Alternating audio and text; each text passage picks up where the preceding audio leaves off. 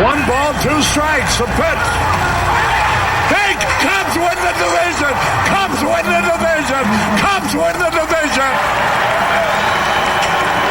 Look at that scene on the field.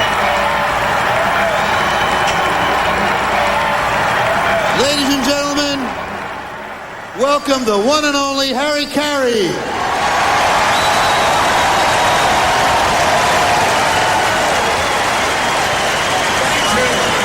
Thank you, Gary. You all know, thank you. You all know what we're here for, the 7th inning stretch. I know you've been here, you're here from all over the country. There's a chance for them to hear you back home. We're going to sing it, and sing it good and loud, especially loud. A 1, a 2, a 3. Take me out to the ball game.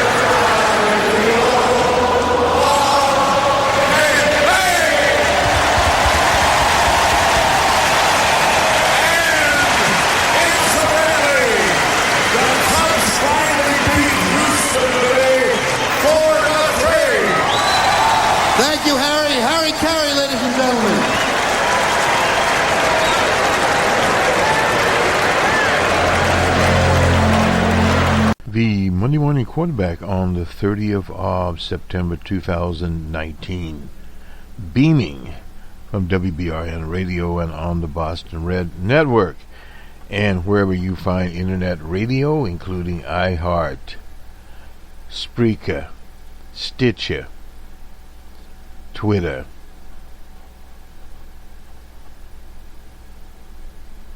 YouTube, and various others, too numerous to mention, and they're growing every day. Spotify, we don't want to forget Spotify. We do quite well on Spotify. We're appreciative of our listeners on Spotify, on iHeart, on Stitcher, a mobile platform. More and more people listen mobile, and particularly people in Australia, New Zealand, in China, across Europe, the southeast, northeast, obviously our base in Boston and the area in New England, as we cover the 2020 presidential contest, but not from the standpoint of a circus. A circus we're not doing. We're looking at it from the analytical standpoint, empirical standpoint, whatever you want to call it. And we feature various columnists from E.J. Dionne to Newt Gingrich, Karl Rove, the best handicapper in our opinion in the U.S., Charlie Cook, and his Cook Report out there, and various others. We go to Real Clear Politics, look at the averages there, but we don't get over, as they say, taken by those. We also have the people from the University of Virginia at Charlottesville. That's Larry Sabato's Crystal Ball. That is where we say where the political scientists are, more or less. But there's some very good modelers there. Professor Amowitz of Emory University, to just name one. And other resources that we have, we use various media outlets, the Los Angeles Times, the New York Times, the Dallas Morning News, and various others, the People's World. We go to local newspapers when we can on local stories, as we do with all of our presentations around here. Incidentally, we have a very good one from yesteryear on UFOs, Area 51. Jerry Pippin explains, late great Jerry Pippin, we always honor him on the Monday Morning Quarterback, explains what UFOs are. A broadcast he made in 2013, and also in 2010, I believe, in Roswell, New Mexico, the home of the UFO, of various UFOs. They have a festival there. He had Art McQuitty there, and he was at one time the morning editor of a newspaper there in Roswell, New Mexico, and he had direct connections to and knew the people that were in authority at Area 51, the military base there. And he goes into great detail. He was 91 at the time that he gave this in-depth interview, about 25 minutes or so. We invite you to listen to it because there's a lot of very good history there, not only history of Area 51, but he explains what happened to him being a newspaper type, and he later went on to Los Angeles and got into what was starting to call public relations. This would have been around 1950, a little bit before our time, but nonetheless, how media evolved and also how PR took shape. He was basically a lobbyist for some energy companies, I believe it was. You can listen to the broadcast there, and he was also getting married at the time, so he needed to make more money than he did, quote unquote, working at a small town newspaper that had, I think, the population of Roswell at the time was less than 10,000. So therefore, he moved to a bigger market, made more money, represented a conglomerate there, and then got in the ad business and virtually never looked back. So that is his story. What we are interested in is the story of what is going on now, the various machinations and impeachment inquiry.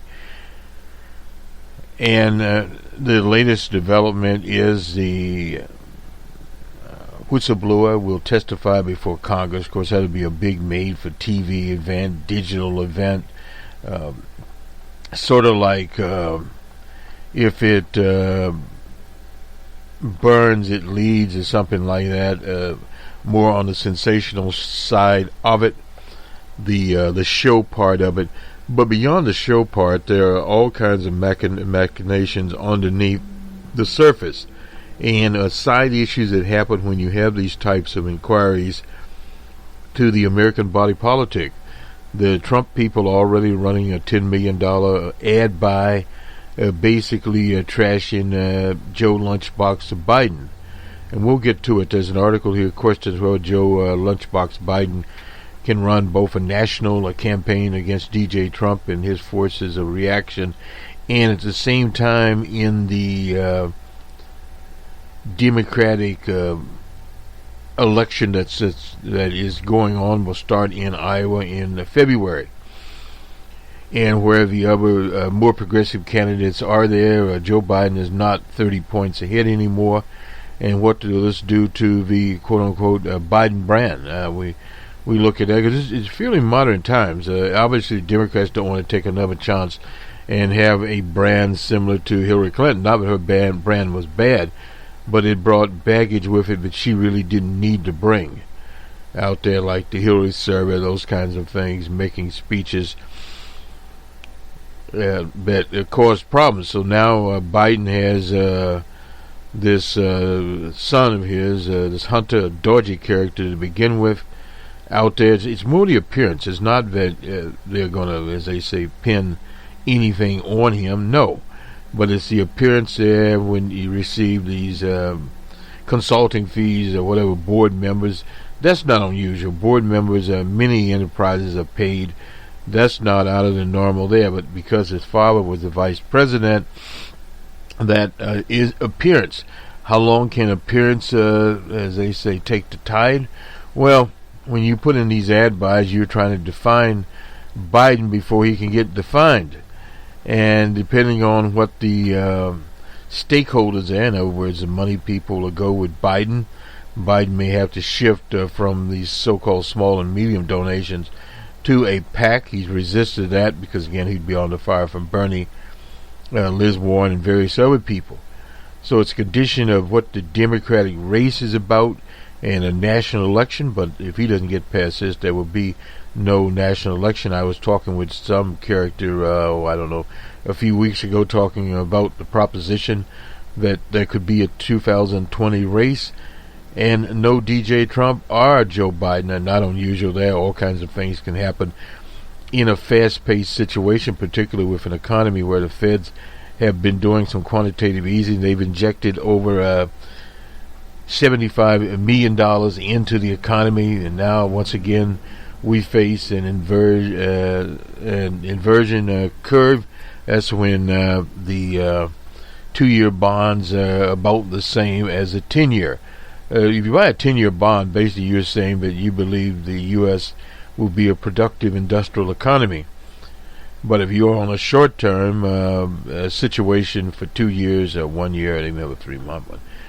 If those rates come about the same and that curve straightens out, there's definitely some problems involved there. Let's get on with E.J. Dion. He'll be the first up here, a liberal columnist for the Washington Post. And get my eyes on here and see where E.J. is. And we'll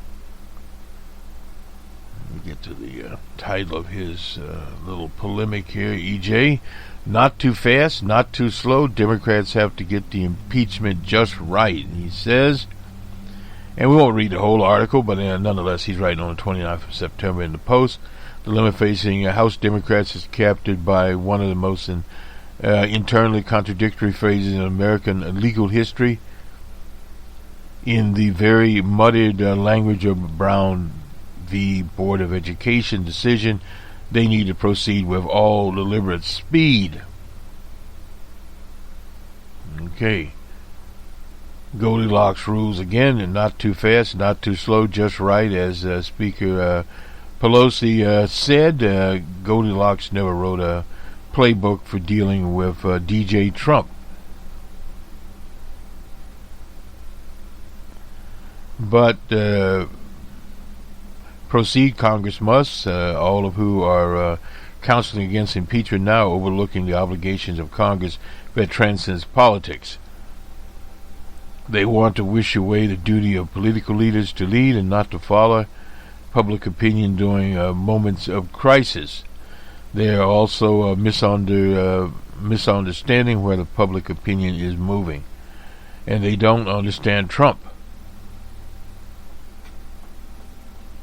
The elation amongst Trump opponents when Pelosi ended months of internal party debate and opened an impeachment inquiry has rather quickly been joined by words about the implications of a decision.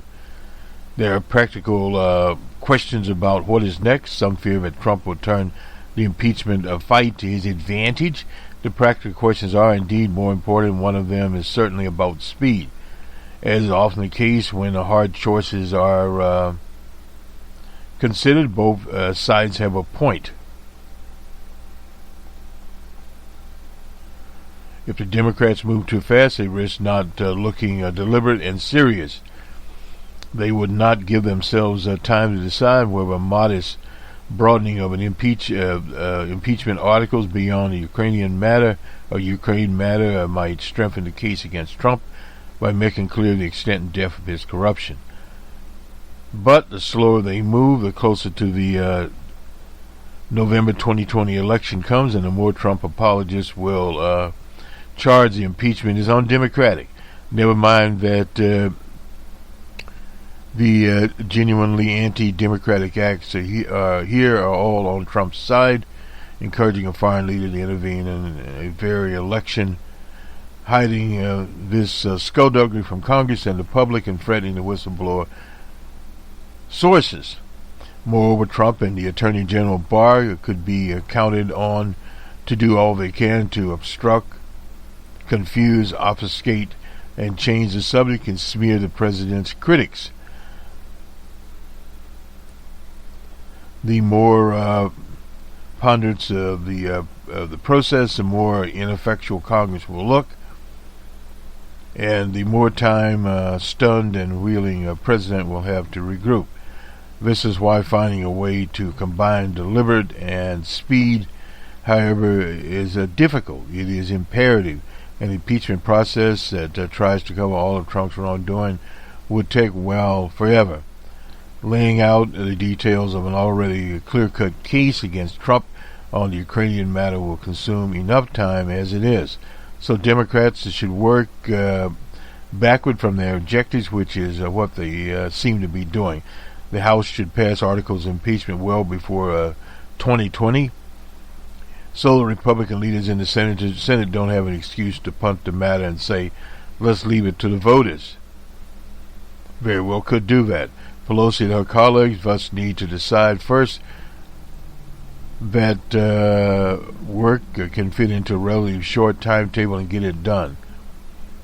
Trump's egregious behavior is trying to bring down Joe Biden, by itself encompassing nearly every transgression in his presidency: lies, corruption, selfish misuse of power, putting his own interests ahead of the nation's security, and an arrogant, unconstitutional dismissal of legitimacy of Congress. His personal attorney, Rudy Giuliani, has done that, said this committee is irrelevant to anything. And here is where those who see impeachment as a political mistake miss the point. Pelosi waited till the last revelations to act because she understood a basic truth. Nothing would be better for our country in the long run, at home and abroad, than a decisive negative verdict on Trumpism from the American people.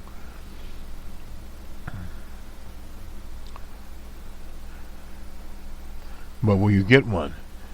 But given what we've heard, nothing would be worse for our constitutional system and Congress to sit by timidly in the face of clear evidence of Trump's desire once again to get foreign help in an election, and absolute indifference to the law and any of his presidential responsibilities. Trump thrives on the weakness of his opponents. Like every bully, he will abuse and abuse again until somebody stands up to him. Now Pelosi has called his bluff. Trump is responding wildly, sending out 30 tweets on a Sunday, and on Saturday he labeled 6 members of Congress do-nothing savages. The two leaders of the impeachment process, Jerry Nadler, he's from New York, and Adam Schiff, who are Jewish, didn't know that, and 4 women of color. From the House to back off now would send a message that Ukrainian charges are more meaningless noise to the very voters who, if the Senate fails to convict, will still have to decide his fate, and those voters should not be underestimated. Already the new revelations have begun to change public opinion on impeachment. But a warning here, public opinion on impeachment could change. It depends on what happens. The House's job is to make a strong, coherent, and focused case, and to trust the people's moral sense and their reverence for our institutions. Well, institutions there, do people have that reverence? Well, that's hard to say. And as far as people to trust their moral sense, well, I don't know. When you get around to morality, you get into problems to begin with. Let's just jump over here to Rudy Giuliani. This is from Reuters. Hopefully we can get it up here. Rudy Giuliani says Trump did not pay for his globe-trotting push for Biden's probe. The personal attorney said he met with Ukrainian officials in Madrid, Paris, and Warsaw this year as he pushed the investigation of one of Trump's main political rivals in 2020, Joe Biden. Giuliani's emerged as a central figure in the scandal. That is a mistake by Trump. He should be the last one in there.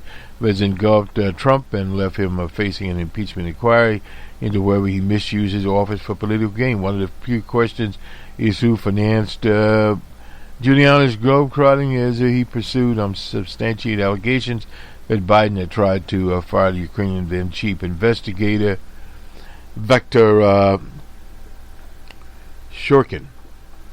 to stop him investigating the engine company, which his son Hunter was a director.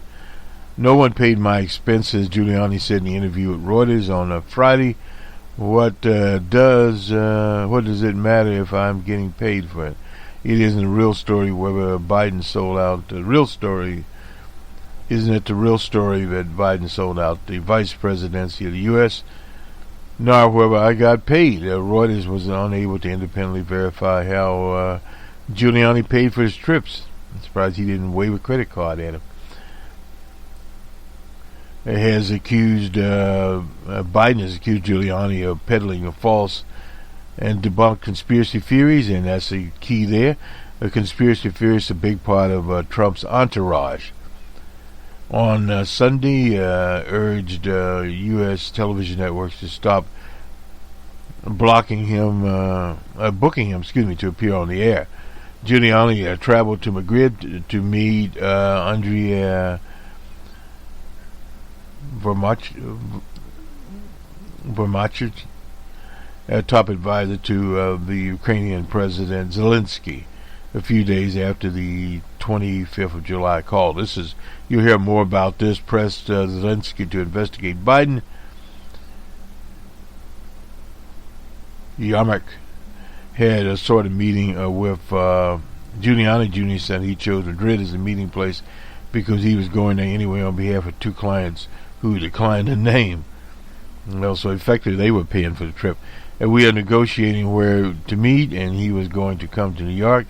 I told Yarmak I'm going to Madrid for 4 days or 5 days, and it would be easy if we meet there. Well, nobody is in Madrid looking for Giuliani. Giuliani did not say what they discussed at the meeting, but the whistleblowers complained about Trump's call with Zelensky made public last week. Said U.S. officials had characterized the meeting as a direct follow-up to the president's call. Giuliani said he had received no money from Trump's election campaign or the Republican National Committee, the bureaucratic body that oversees the GOP. He said he did not view his work as a political act. This is just insane. Thus, beginning almost a year ago or 2 years ago, before any election, when I heard about the allegations about Joe Biden, I didn't think about them as connected to 2020. At this point, he wasn't even a candidate. Giuliani said he met with the Ukrainian prosecutor in Paris in April or May for discussions about firing of Shokin. He added that it has been in the French capital for reasons once again. Giuliani said he met Shokin and Lysenko in Warsaw in February after the first meeting him in New York. Giuliani said the meeting with Lysenko was really social. Okay, I think it was either dinner or cigars after dinner. Yeah, well, anyway. In a break with the president, the former Homeland Security. Now, this is more of an interesting situation. Homeland Security advisor Tom Boser on Sunday said that he was very disturbed by Trump's call with Zelensky, and that Trump was referring to a debunked conspiracy theory. Well, he's always trapped it. Old DJ Trump, in various conspiracy theories. Period. We've already done this. And let's go to Joe Biden here. What's happened with Joe Biden? And we alluded to this when we came into the into the cast here. This is by Matt Weiser in the Washington Post. Some of Joe Biden's supporters are voicing growing concern that his campaign is not prepared to weather a dual political rip currents suddenly and reshaping the 2020 race. The onslaughts of attack on his family from DJ Trump and a tightening in the Democratic nominating contest. Several allies, including top financial backers, this is where it's more important, are weighing whether to create a super PAC to independently defend Biden and go after DJ Trump, who is repeatedly accused of vice president of corruption, whose campaign, this is a $10 million ad blitz, largely attacking Biden. He even implicated in those attacks that the CPUSA and, quote-unquote, the other socialists in the Democratic Party were behind his troubles. That's DJ Trump's attack ads on Facebook. Other supporters cautioned that a more aggressive approach could cut against Biden, above the fray appeal, and warned him against losing sight on Liz Warren. Those study march in popularity has eroded standing and given her narrowly on him in several recent polls. I do think things have changed. You have to recalibrate based on the fact that Trump's attacks on you are going to be at the center of the impeachment hearing. That is from Larry Roski, a longtime ally of Biden's, who has a senior role in his two previous presidential campaigns. Roski said he worries Biden's campaign has been naive about the amount of resources needed to counter Trump. No doubt about that. The new demands that Biden simultaneously run a general election matchup with Trump and a primary campaign against several formidable Democratic challengers risks staying a campaign that started late and has organized more slowly than some of his rivals' efforts. Biden campaign for now seems to have settled on an approach similar to the ones used by Democrats in the 2018 election, trying to ignore Trump as much as possible to focus in on issues they believe would resonate with voters. Biden, who insists his election would return the country to normalcy, over the past several days largely sought to avoid political spin in which he is now a central figure. His campaign has sent out daily statements on health care, etc. He has leaned towards predictability in a highly unpredictable society. He has spontaneously talked about the attacks there in a fundraiser in Park City, Utah. Barry Baker called Trump, and this is a narcissistic traitor, cheater, liar, while Biden, over the course of a 20-minute speech, didn't mention him. No reason to. He's mentioned it for Joe Biden to get down in the mud with this guy. Whatever stuck on him will run off on Joe Biden. That is from Dick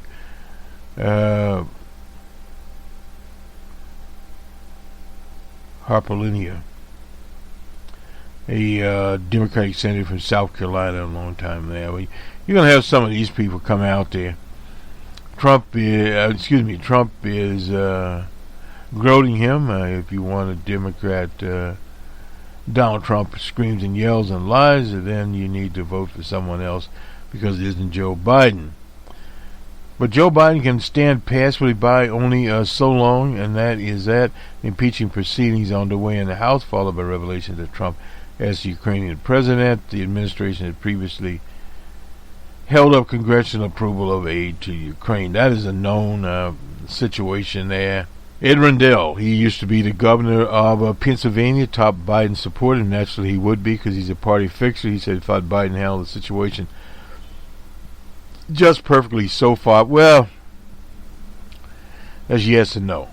The episodes have crystallized in an existing sense of anxiety among some Biden top donors and longtime supporters about his campaign. Some allies have been expressing concern for weeks that Biden doesn't seem to be a happy warrior as he's been in previous campaigns. That may actually be correct. They urge him and the campaign to adopt a more assertive and focused message, one that puts the middle class front and center. Anyway, nonetheless, some worry that he has led to preliminary discussions in Chicago and Washington over whether to launch that super PAC. Biden's campaign has publicly discouraged any outside assistance, with open to attacks from Liz Warren and Bernie Sanders that he is bankrolled by wealthy interests, which in fact he is. Anyway, that's neither here nor there. And some of Biden's former Julianne Smoot, fundraiser who led Barack Obama's financial team in 2008, was a deputy campaign manager in 2012. And Democratic consultant Mark Riddle. That would be a Biden super PAC there. They all keep going around and around they go on the merry-go-round. We're in a battle for the soul of this nation, and Donald Trump just revealed to the entire world how terrific he is, that he's he'll lose terrified, to Joe Biden. That's Andrew Gates, a campaign spokesman. Anyway, it goes back to by giving Giuliani your airtime, you're allowing him to introduce increasingly unhinged, unfounded, and desperate lies at the national convention. That was from Anita Dunn and Kate Bedingfield reads. Well, no doubt about that, but they are covering the contest, the show, the dog and pony show, so they have to, some of Biden's allies privately draw a contrast with Warren and Trump assault on her past claims of Native American heritage. Therefore, she dropped rapidly in the polls. She has written study over the past 6 months when Biden was bearing the blunt of DJ Trump's criticism. Well, Biden was dropping before DJ Trump started criticizing over Sleepy Joe. Well, Sleepy Joe is sleepy.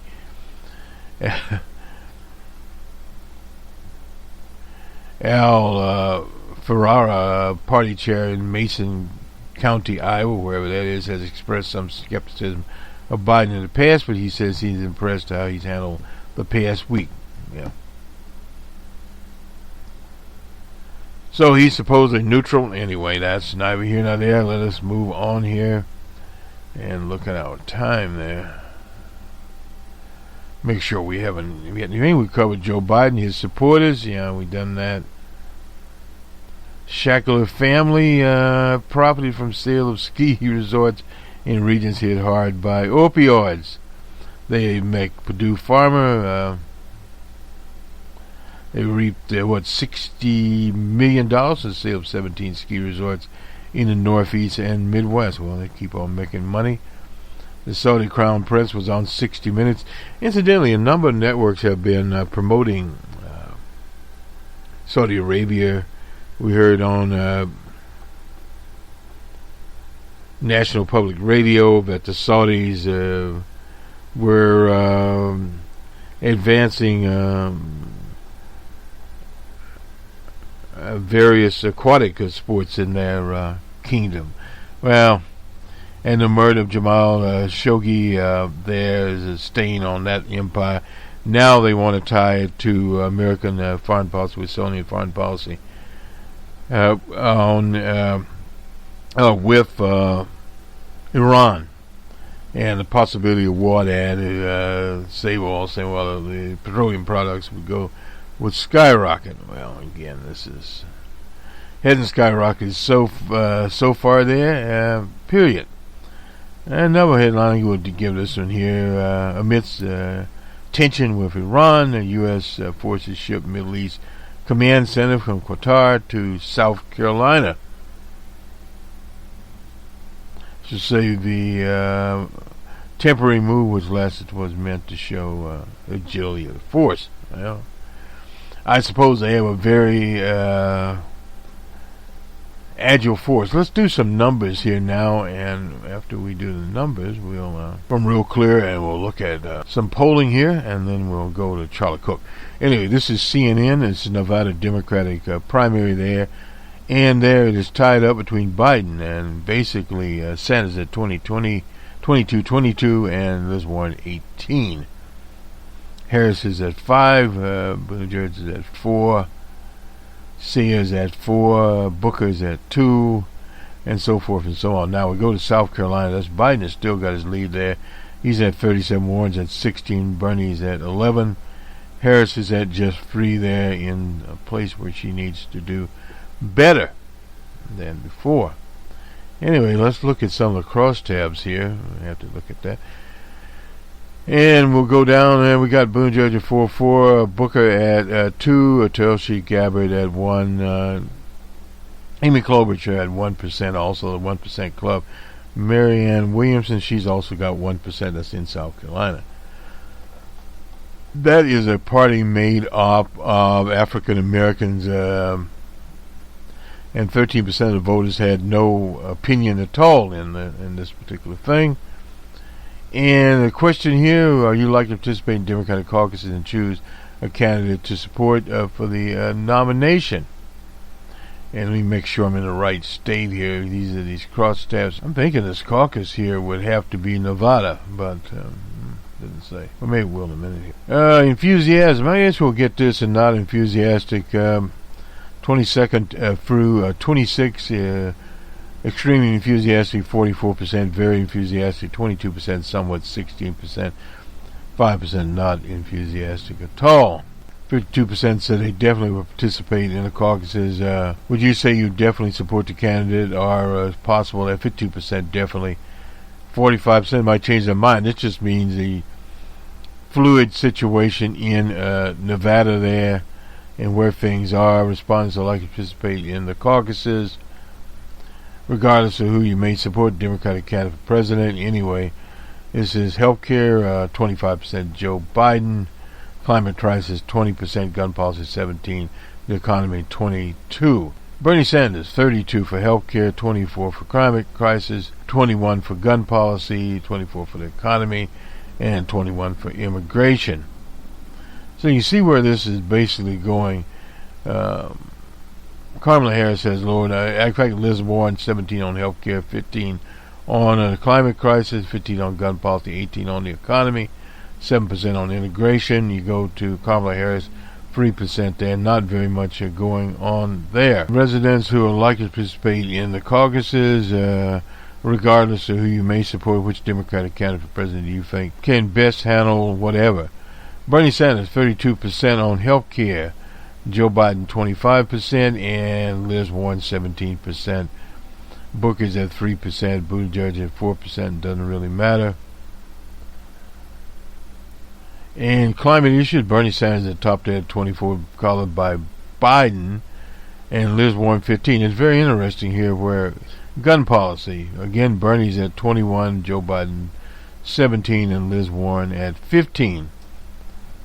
Something's up here. The economy, Bernie 24%, Biden 22%, Liz Warren 18%. This is in Nevada. Immigration, again, Bernie is at the top, then Joe Biden, Liz Warren's 15%, Biden is 20%, and so forth and so on.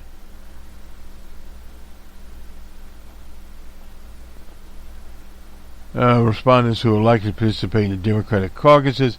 Democratic nominee, that the Democratic Party's nominee, a presidential candidate with a strong chance of beating Trump. 61% there. Democrats who share positions, 32%, both equally important. Only 5% there. And again, this is net enthusiastic and satisfied with Biden 73%. And enthusiastic 44%, satisfied but not enthusiastic 29%. Liz Warren 79% on the net, 42% on enthusiastic, satisfied, not 34%. Bernie Sanders 76% and enthusiastic about his candidacy, 47%, higher than that. Enthusiastic but not satisfied, 29%, and so forth and so on. Kamala Harris score well, satisfied but not enthusiastic, 39%. Net 61%, and Buttigieg is at 51%, so she's at least in the ballpark on that. And let's see here. Do you approve or disapprove the way he is handling his job? DJ Trump, 41% in this poll from the 29th to 26th, 51% disapprove, 9% had no opinion on him. And the methodology is 1,203 adults who live in Nevada were interviewed, live telephone interviews on both land and mobile, conducted in both English and Espanol. And of the sample, 33% described themselves as Democrats, 25% as Republicans, 42% described themselves as independents or members of another party. Very high quotient there. Oops. Maybe just the crosstabs for Nevada. I'm not certain on that. Anyway, nonetheless, this was, let's keep disappearing here. This was the ABC, oh well, sometimes memories now. It's CNN, I'm sorry about this. CNN poll, Nevada and South Carolina. The crosstabs was Nevada. Anyway, let's bruise on here. A Cubs story. Joe Maddon was, of course, vanished, fired from the Cubs. And who will be the next manager to go? This is from Oney, or just Buster Oney. Anyway, from ESPN.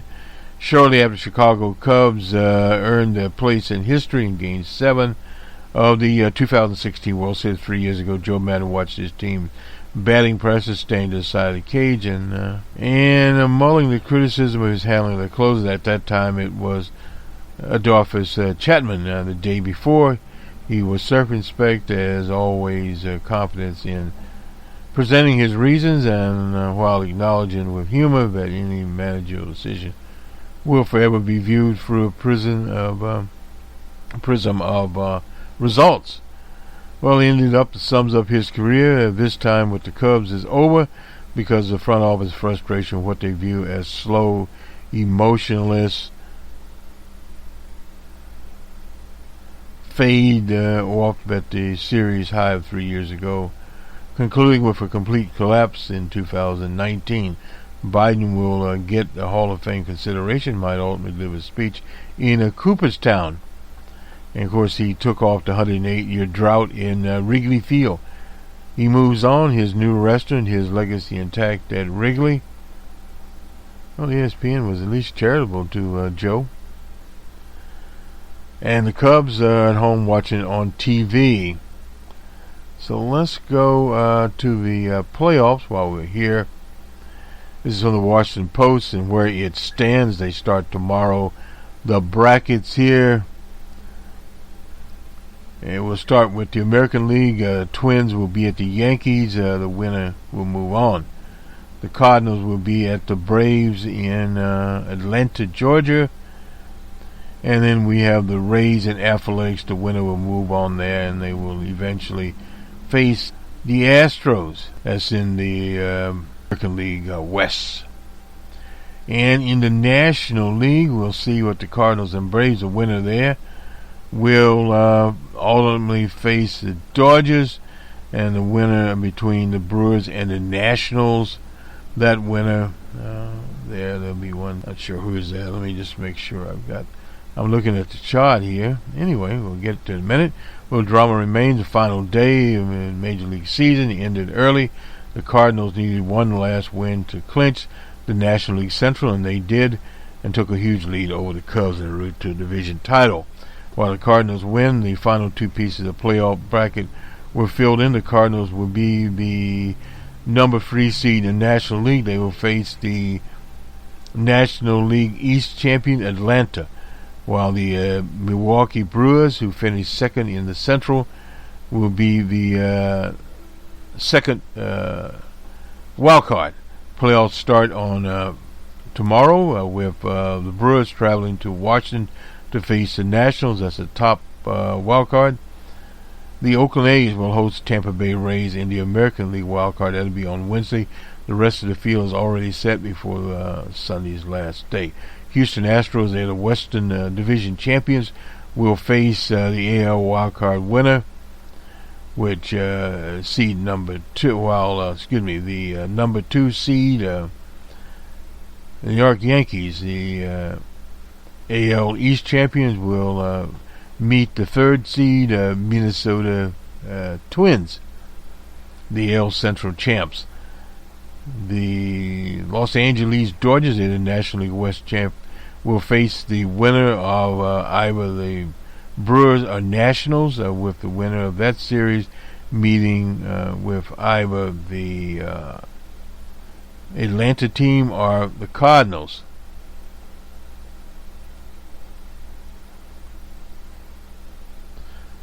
The Dodgers are the top seed in the National League, while the Astros are the top seed in the American League. So this is how the lineup looks. The National League wild card will be on the 1st of October. Milwaukee Brewers at Nationals. On the 2nd of October, the American League wild card, Tampa Bay Rays, will be in Oakland, California. And on Thursday, the National League Division Game 1, it will be played at the Dodgers. And the National League Division Series Game 2, the Cardinals will be at Atlanta, Georgia. It's on the 3rd. And on the Friday, the American League, Houston Astros. Okay. Game 1, the Twins will be at the Yankees. 2, somebody will be at the LA Dodgers. The Cardinals will be in Atlanta, Georgia on Game 2. On the 5th, which is a Saturday, the Minnesota Twins will be at New York. And the Houston Astros, someone will be there. And the same for the Dodgers. And Game 3 will be... where'd they go? The Atlanta team at the Cardinals in St. Louis.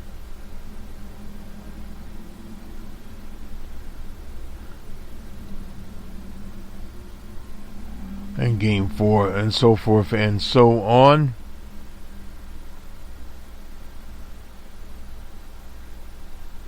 The Yankees and Twins, they'll be in a Game 4. So that'll be a 5-game series. And we'll see who eventually gets into that spot. I hope we made this fairly clear. So we have the Cardinals in. We have the Brewers. They are a wild card there. So again, they finished second in the West. They will be the National League's second wild card. The Brewers will travel to Washington to face the Nats. The A's will go will host Tampa Bay Rays. That's the American League on Wednesday. The rest of the field's already set. The Astros will face the AL wild card winner. While the second seed Yankees, the East champs, will meet the third seed Minnesota Twins. Oh, we got that straight. Well, I tell you, sometimes you have to go round and round and round and round. You go where she stops, nobody knows. And in this case, let's get to Charlie. Charlie Cook. Find Mr. Cook here, and looking at the time, well, we do still have time to get Mr. Cook, at least some of Mr. Oh, actually, we'll start off here with Amy Water. She's writing on 26th of September. Will impeachment reshape the 2020 race? There are very few constraints in life, but one we can count on these days is consistency of DJ Trump's approval ratings. He's never dropped below 35% in his, but even his best days, he's never broken the 46% mark, unless it's Rasmussen. I chatted with a number of Democratic strategists and Hill folk this week while they were weary of the political repercussions of impeachment. They do think it's very difficult from where things stand now. During the Mueller's report, the Mueller-Russia saga was too complicated, they argue, and that too many players, too many angles to follow. The Ukrainian situation, they think, is more straightforward. The president abused his office to pursue his own political gain. Interesting. More, one Democratic strategist noted that many Democrats who won in GOP-held districts as in 2018, who until now had held out against impeachment, ran implicitly on a message of putting a check on the president. Relitigating 2016 was not a check on the president. They ran as outsiders and corruption fighters who refused campaign donations of corporations that accused the GOP of obviously being in the pockets. My word, not Ms. excuse me, Ms. Walter. Let's see here. We go down here. Okay. The Biden camp argues that Trump's single-minded focus on dragging up dirt on the former BP is a sign that the president sees Biden as the most formidable foe. That has been out here many, many times. But it's also possible triggering of a sort of political PTSD for Democratic primary voters about her email to Biden's tenured vice president. Yeah, we brought the same point up earlier in our commentary there. That you confused shades of Hillary there, no doubt about that. We are deeply divided, deeply polarized. Almost everything we do, from choosing where to eat. The Whole Foods, I wouldn't find that. Chick-fil-A Chick-fil-A, to the way we view those who live in the areas of the country that differ from ours. That has been for a very, very long time. We identify, lens of how we identify politically. As such, we should expect views of impeachment to be any different. Opinions won't swing wildly from day to day, week to week, period. We also shouldn't expect Americans to overwhelmingly support or overwhelmingly oppose impeachment. Like everything else in this area, the final verdict on impeachment is likely to be decided on the margin by voters who are holding conflicting views on the president and the process of impeachment. It will be decided by those who may dislike Trump, but also those frustrated by the paralysis in Washington, and those who may like the agenda of the president but are troubled by his behavior. That's a sort of a strange situation there. In other words, let's flip it up in the air. This is an older one here, and I won't spend much time on it. Will Americans want to have a beer with Biden? I don't doubt about that. Post used to debate thing team there, and Fox News showed Biden in first place. Biden led 31-25 in those polls. Still not a lot, because depending on what the margin of error was. It led Elizabeth Warren with Bernie Sanders at 14. The Fox poll showed Biden with 29, 11 points ahead of Sanders, and 18%, and Warren fell back at 16. Well, yeah, that varies. Well, Bernie's up, Liz Warren is up. Who is up in the deal here? My sense is that Warren generally gaining and Sanders dropping. This is about to become a two-person race. The odds of someone else becoming a contender are still there, but they are narrow with every week it goes by. Yeah, I hope Mr. Cook doesn't need to crow on that one. But anyway, this is reasonably a safe assumption that Warren will evidently inherit much, but not all of Sanders' approach. Both are the most progressive wing of the Democratic Party. Employ a populist message. She's already counting Bernie out. While both are in the Warren's appeal skews more upscale and better educated than Sanders. Sanders was doing better with younger voters. That's a very good sign there when you're in your late 70s. Anyway, nonetheless, Warren is undoubtedly performs better at a higher level as a candidate than anyone else in the field. It's quite plausible she has something of a ceiling on her support. Those backing Warren have to worry about her lack of support in people of color, particularly with followers of O.J. Simpson, African Americans, and working class Europeans, at least those who haven't yet abandoned the Democratic Party. Recent opinion pieces from Lee Hart and Paul Zabrona highlight Warren's vulnerability with working class European vote. Ron Brownstein puts Warren in the wine track but not in the beer track. I guess this is his thing here. My only quibble would be the method of sorting out who would make a distinction between craft beers and who would be more accustomed to wine drinkers, and those who down Coors, Anheuser-Busch, and Miller products. Well, no doubt about that. But the beer drinkers lobby runs supreme, or at least I guess it runs. We don't know. I guess we have to kind of guess about this sometimes. Pretty much the sentiments have been out there for a very, very long time. Anyway, we ended with this, with the Wall Street Journal, NBC Wall Street Journal trial heats, and those network polling operations were not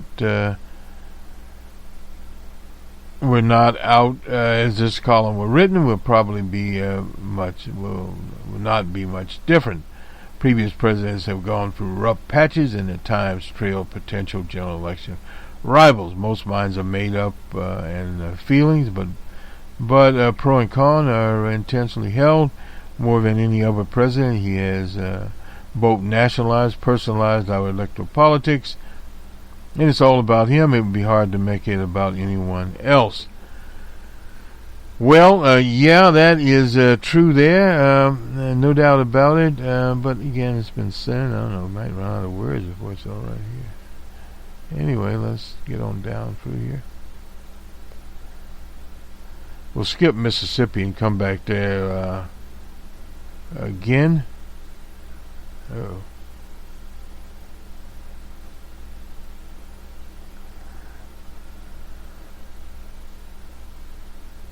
And now this is the latest one here. Trump stuck and Warren surges. This is by Charlie Cook himself. This seems to be just two topics of conversation in terms of presidential policy this week. First, the impact of the accusations again that Trump suggested and pressured the Ukrainian president. The second was Liz Warren pulling ahead. Yeah, that's in Des Moines Registry. Mediacom poll. Who else? Yeah. It's still by Salsa and Company. Closing the gap. The Ukrainian couple started in April 2014. Anyway, that's for dodgy Biden. Anyway. So, given so many other transgressions Trump has committed and been accused of since taking office, since announcing his candidacy, has said are done things that would be career-ending for any other president. There's no doubt about that. Each time it suggests that this is the final straw. It broke the camel's back. Not yet. But old DJ Trump was bent over the last time we saw him walking. So who knows? No, but I'm trying to compare him to a camel. I continuously ask, will Trump's approval numbers finally fall, but drop to? They don't have to rise first.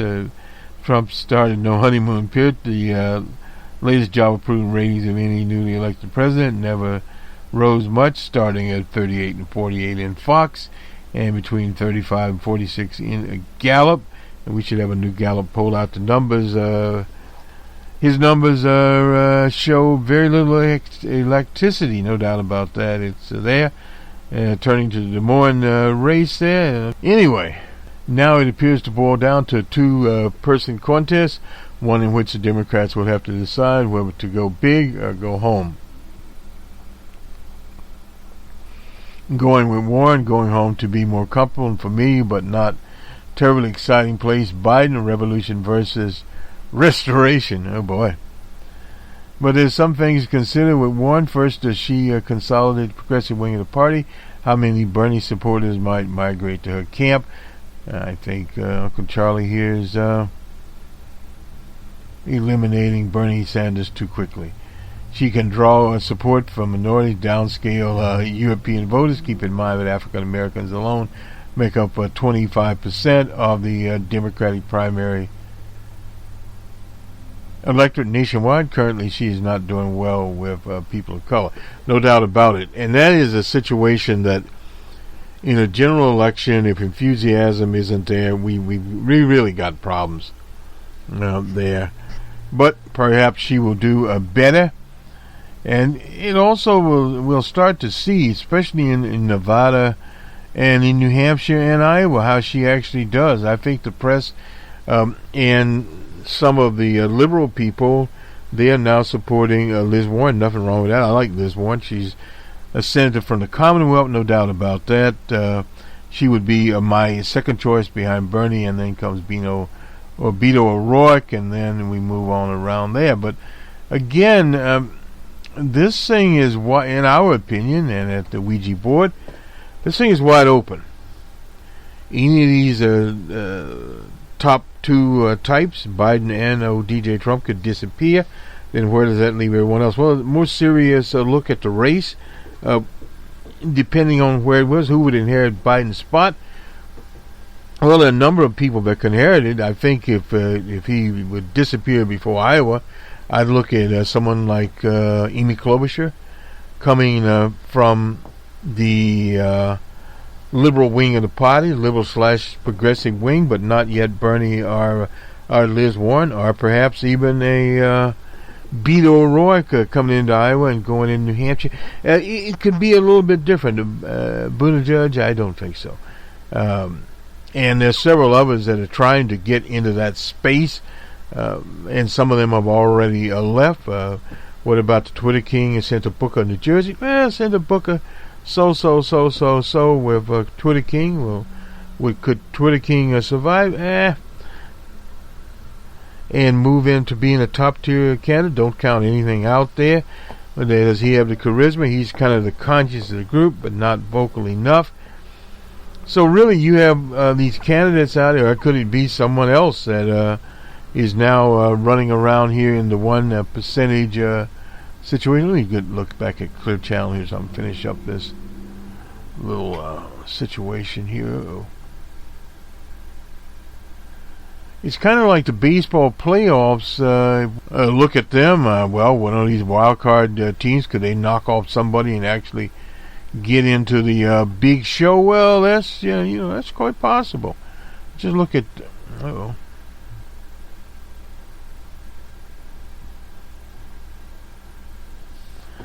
And this is CNN. The approval rating scores at 45 here.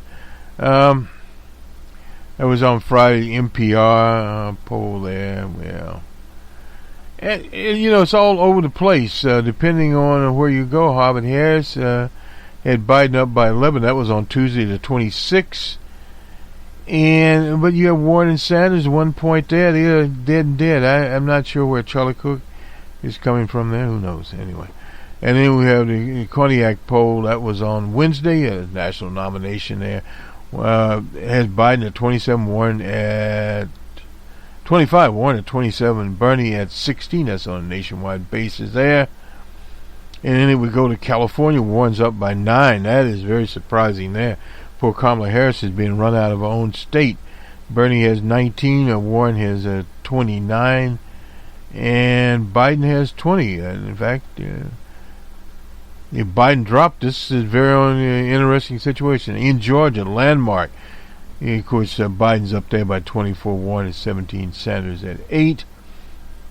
And Gosher University, Biden's up by 12. Where's that? Oh, in Maryland. Warren has 21, Sanders has 10. I don't think I would frown too much at that. And we go back to the 24th. That's way back there. But this was an Emerson poll out of Boston, across from the Common. Biden was by 2. Warren had 23, and Bernie Sanders had 22. So, in other words, statistical tie between all of them in that. That's the national nomination. That's a very good poll. The Morning Consult was a little bit different. That's Politico. Had Biden up by 12. He's no longer up by 12 in anybody's poll. And had Bernie and Warren tied together. So, in other words, we'll be looking in the coming days as to where this particular situation goes. Incidentally, we'll have a special on the People's Republic of China, and we greet them in their 70th anniversary of the founding of the People's Republic of China and the Chinese Communist Party, their Red Army, etc. That'll be on BR on the World, and we'll migrate it over to the Boston Red channels also. This will do it for us, Boston Red in the Jerry Pippin broadcast booth. They have a good week, everyone. We'll talk to you soon. Check out Area 51 in 2019. Update on Area 51 and the big hoax that over 2 million people signed up in one way or the other. I think 1.2 actually were going to the event, and some were thinking about going, and several hundred actually showed up at various events in that particular area. So that's something for us to look at there. So if Area 51's going, well, one final note there: no matter where the polls are today in on the last day of September, on the last day of October, they will not be there. And there are a lot of pressures going on out there, and how the financial backers of Joe Biden react to this situation with Trump. Trump has a $10 million buy out there, and he has more buys out there. he would attack Elizabeth Warren the same. Bernie is a little bit different. Bernie has a broader base of appeal than what Liz Warren has, and we'll see.